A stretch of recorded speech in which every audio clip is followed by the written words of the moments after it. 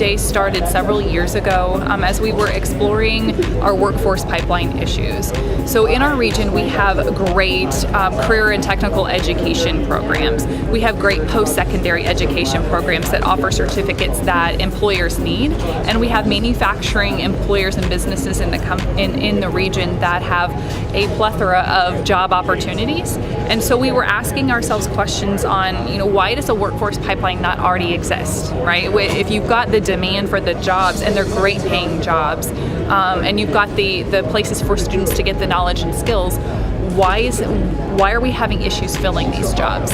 And so as we started to dig into the issues, there are several about why this workforce pipeline currently doesn't exist. But one of the things that we found is that some of the requirements, mandated by the state around our educational systems prohibit, or maybe prohibit's not the right word, but create barriers where students can't go into those programs, or it's challenging for them to go into those programs.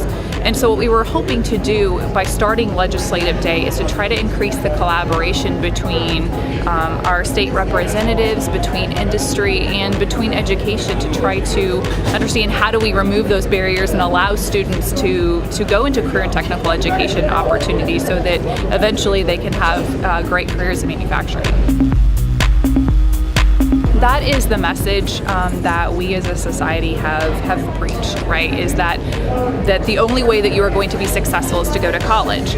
And that's not necessarily true. And just because you go to college, that doesn't automatically equal success either. We talk to some of our post-secondary educational partners, they see students coming back from four-year degrees all the time that either dropped out or that have a degree but can't find a job, and so now they're coming back for more of a technical type of degree to even be able to find employment.